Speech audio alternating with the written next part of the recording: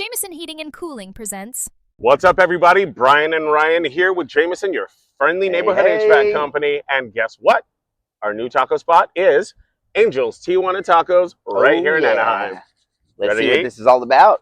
Anaheim, borderline Buena Park. Yeah. Oh, yes. Literally a block away. So all those, I know we got a ton of home service folks in the Anaheim nook. So definitely. There's a Harbor Freight right there. There you go. Definitely have that. Exactly. So Angel's Tijuana Tacos. Let's see what this is about. Let's go. It's hot as hell, conservation on my mind. I'm trying to beat the heat, so I'd rather stay inside. It's Tech Taco, Tech Taco, it's Tech Taco, Techie Taco Tuesday, Tech Taco Tuesday. Brought to you by Jamison Heating and Cooling Services, your friendly neighborhood HVAC pros. It's Techie Taco Tuesdays on my brain. We're back at the desk, and we have Angel's Tijuana Tacos. We have a spread today. What episode? This is episode 4, dude. Episode 4. Wow, that's a lot of tacos in 4 episodes. That is very true, but trust, we've got plenty to go. There's tons of taco joints to course. try, definitely. So what do we got here? This is Angel's Tijuana Tacos in Anaheim. Okay. We've got the chorizo tacos right here. We got some El Pastor. Yum. We also got the veggie tacos. Yes. That's going to be tasty. I know that's going to be tasty. I was curious about that. Oh, yeah, for I sure. can tell. I'm going to give that a try first. And then we've got the Vampiros. Vampiro, yep. We got a asada Vampiro, and we got an El Pastor Vampiro to try. Okay. I've actually never had that before. Ooh, it's good. It's kind of it's kind of like a tostada. Okay. Ooh. Yeah.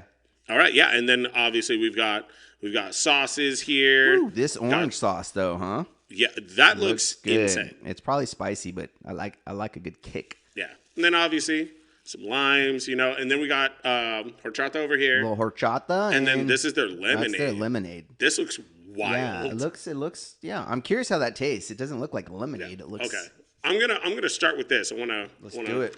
Give a little tasty taste here. Mm-hmm.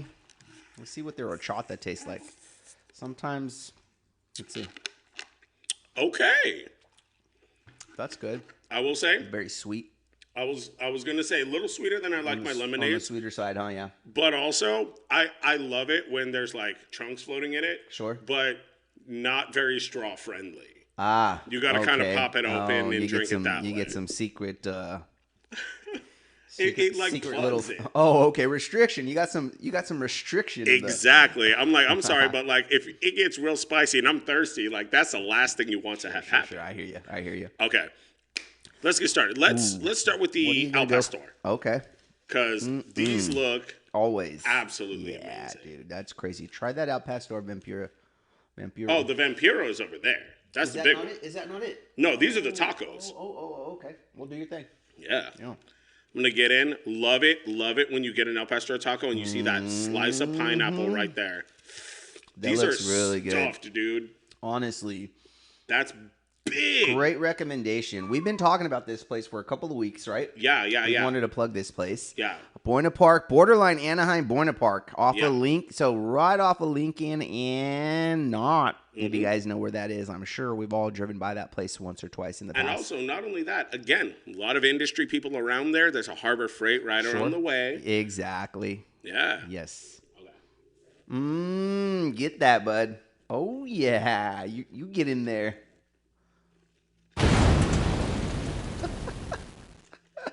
What do you think? Are you absolutely serious right now? Mm-hmm. Oh, my God. Good. Same comparison to some of the other places we tried, or are you thinking its own lane? Better, okay. That's a different lane.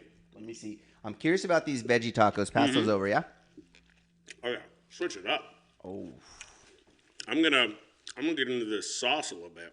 I'm going to get some of this chili sauce right here. Mm-hmm. This orange chili sauce. I'm sure it's bomb.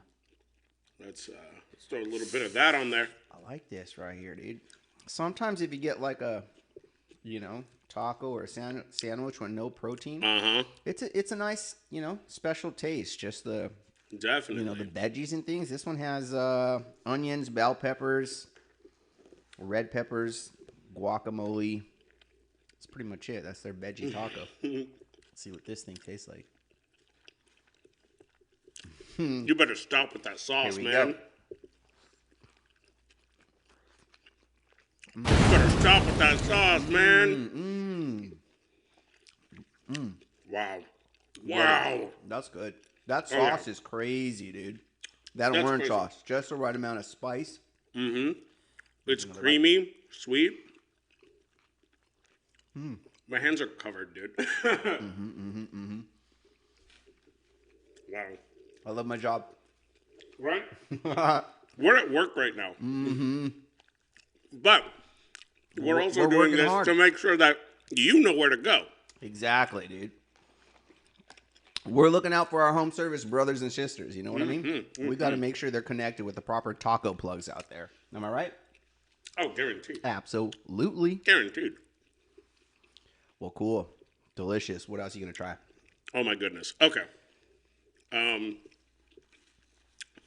I gotta try one of these chorizo. Okay. I'm going to give, oh my goodness. I'm going to give this Vampiro. So Vampiro, it's got a hard shell. It's got a little bit of bean layer, I believe. Okay. Little bean layer, little cheese layer with your protein and your avocado or your guac. Interesting. Oh my goodness. And for everybody who is watching is right crazy. now and is like, hey, the camera angles haven't changed yet. Yes, that's because my hands are covered in all of this. Don't worry, when we get to the second half of the podcast, that's when you'll get to see the sexy close-ups.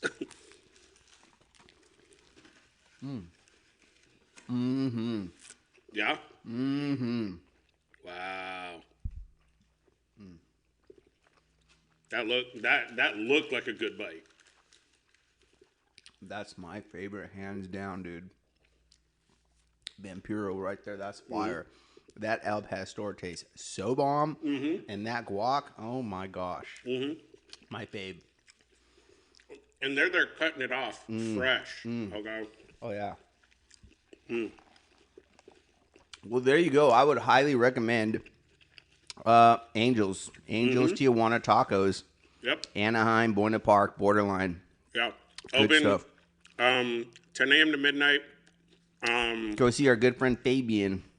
Oh, yeah. Yeah. Right? Great dude, by the Yes, way. sir. All right.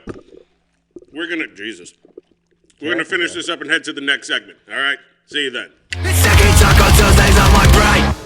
All right. We're back. I hope that you feel as full as we do after that, because that was fire. Definitely top two. I mean, yes. I mean, out of the 4 that we've done so far, definitely top 2. Yeah, definitely top 2. For me, it's probably number 1. Yeah. Yeah. For But now let's get into the meat and potatoes of this episode. The controversial topic. It's true. I mean, apparently it seems like it has been a recent controversy, especially at the beginning of this year. Am I right? Yeah, exactly that. It's still kind of controversial and still kind of a little bit of a mystery or big question mark, I feel like, in a lot of our minds. And with that, we've named this segment. What do we name the segment? What do we name this piece of the triple T? I'm pretty sure we called it the Refrigerant Wars. Refrigerant Rivals. Refrigerant get Rivals. the 2 R's. Yes. Here at Jamison and Triple T, we're all about wordplay. Am I right? Yes. Oh, yes. We love a good triple T. We love a good RR. Yes. Yes. Refrigerant Rivals. Yes. Okay. And the refrigerants that we're talking about are R32 and right now R454B. Yes, those are the 2 current latest and greatest refrigerants. Those Yeah. are the 2 tug-of-war arm wrestling refrigerants. Yeah. And which is better, which cools more, which is actually flammable. yes, which the one's- flammable part is the know, thing it's that kind of- I was like, why are people trying to set these refrigerants on fire? Yeah, that's kind of crazy. There's all kinds of stuff, and it's hard to know what's true and what's not on the internet, right? Yeah. But there's, I mean, we get our algorithms feeding us all kinds of funny HVAC stuff. And I've seen videos of somebody having a blowtorch, in a refrigerant bottle, and they're testing the theory of it being flammable. And so Wild. it's pretty crazy. There's a bunch of misinformation out there. There's there's a lot, and I'll be honest, I'm still getting an understanding of the trail of it all and the change of it all and behind the scenes of it all. You know what I'm saying?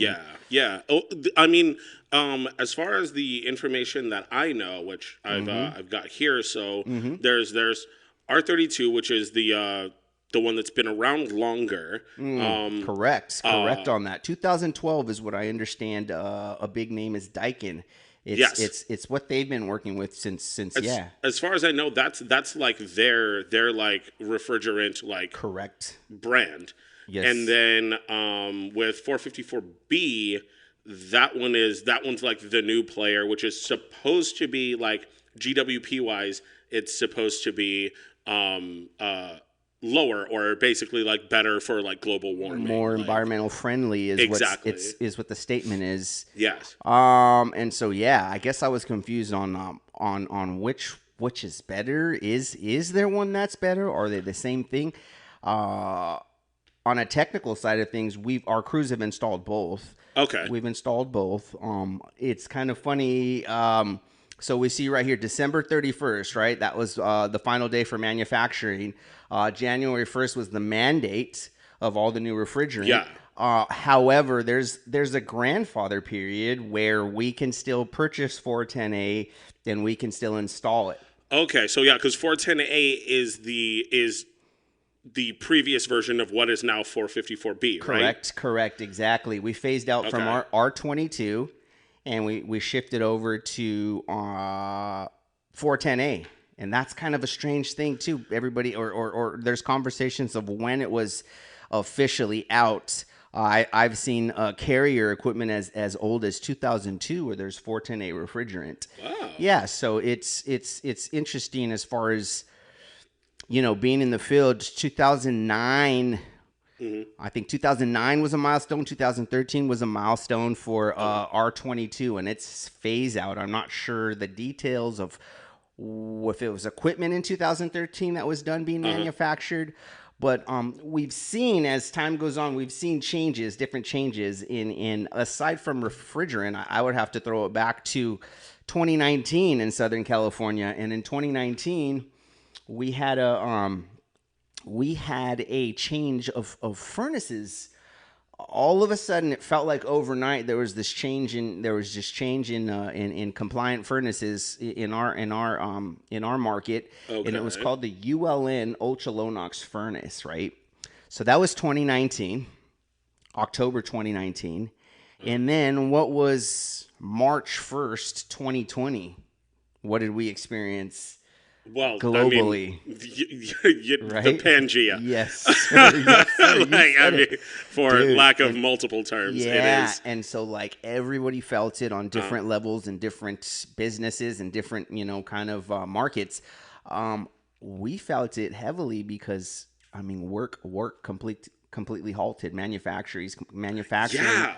You know what I mean? And so, dude, it feels like we've been playing catch up since, I would have to date it 2019 with the old ultra low NOx furnace. Then the pandemic hits and there's all this chaos with equipment being available or not being available, right? There's a shortage of there's a production. shortage of I was going to say a shortage of production because not only does it affect the people who are installing these things, but it affects the manufacture of the units themselves. Dude, it's fascinating. It just goes down the line. Yeah. I had the privilege of visiting one of the factories in Texas, and I was pretty amazed when I was walking around, did the tour. You have your PPE, right?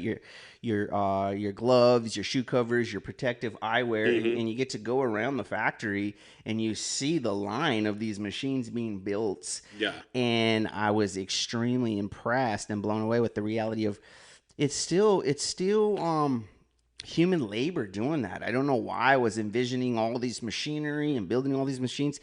It's still bodies. It's still people on the assembly line doing this stuff. when you think of certain things that you'll see on TV of commercials of like GMC, sure. You'll see just all of these giant crazy robotic machine crane things, exactly. Just sparks. You get it, yeah. Of putting things together, and then when you actually go to in actual like factory, you will see how much manpower it actually takes. Right. Exactly. Yeah. Exactly. One of the things that I wanted to actually talk about is the patents and who owns them when it comes to these two, because again, we're talking about this rivalry of 32 versus 454B. Yeah. So 32, which is the one that is basically more widespread. Sure.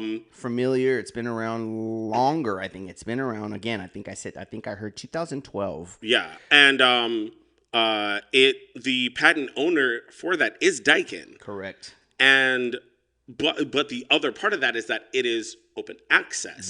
That's it, right? And so that's in the that, big it is difference. also a lot easier to get and easier to distribute. Right. So a lot of manufacturers are able to get a hold of it. Right. When it comes to 454, technically it is better for the environment, but it's also owned by Honeywell and it is a strict license. So in that, when you think about it, it is supposed to be better for the environment, but because of the strict license, it's limited to get. Yep. The refrigerant. And that means because of that, it's more expensive to use. Oh my gosh, yeah, exactly. And so, yeah, it's kind of interesting. And what I understand too is that Honeywell went to these manufacturers, right, and offered their refrigerant to certain brands, and some took and some did not. What I understand too is a big name in our industry is a distributor is AC Pro. And I heard they were 454 and made the switch to R32. So who knows if we fast forward 5 years, 10 years, and our 454 is gone or obsolete, and we're fully in R32. And I mean, you can kind of equate it to things like buying like organic foods, or do you remember the HD DVD? I'm sure you, because that was a thing where it was like, it is a better version that gives you a more high quality picture, right? But you have to specifically get the equipment to be able to run them and buy HD DVDs, which were more expensive. Yeah. And so because of that, they were more limited. They cost more. Sure. And it's Shout one out of those. PS3, am I right? Let's go, dude, for real. That was my Blu-ray player. Yeah, and in that, that's the scary question of, because of how expensive it is to be able to utilize this refrigerant, is it something that is going to die out because of the fact that people don't choose to spend the extra money to purchase it, even though it's actually legitimately better? Yeah. That's still a mystery. I think that's a preference. I think that's a programming. Also, if you're comfortable and you're used to a certain manufacturer and that's who you swore by, and they're going R32 or they're going R454, you know, do you say, oh my gosh, let me say goodbye to the manufacturer that I've been working with for 10 or 20 years because I need to go with this more readily available R32, right? Oh yeah. I mean, like the same thing of like, if you have like an iPhone, 9 times out of 10, you're probably going to buy AirPods, even though there are 10, 20 plus other sets of headphones that are probably better, but you're like, yeah, but I know Apple and I trust them, and so because of that, I'm going to keep utilizing it. Yeah, totally. So that to say, which one is better, having worked with both of them and having installed both of them? Yeah. I mean, you're a professional. We're professionals, right? So we know what we know the way that we're supposed to install these textbook installs, right? Your install manuals give you your ABC of installation process. Yeah. And so I think I want to say here, if anybody's watching this that's a little nervous, I want to say, you guys are professionals. And if you've worked around the older stuff, R30 or R22 and R410A, then you don't have to be scared of the new stuff. I think, it is similar as far as your practices and your processes are similar, if not the same. There's a couple new, we see the alarm box or another company calls it the Dragonfly kit that goes on these new refrigerant machines. Yeah. But yeah, I mean, it's all good. It's all keeping our homeowners comfortable and that kind of thing. So yeah, 100%. I mean, in reality, when it comes to this rivalry, obviously, it's just about which one it is that you yourself are most comfortable using. Totally. It's just more so that one of them is more widespread. One of them is more easy to use, utilize, and manufacture. Which again, also for you, obviously, as any type of business owner, lowers your cost because of the fact that it is easier to get. There's the other one that is a little bit better. Like number wise, it is better.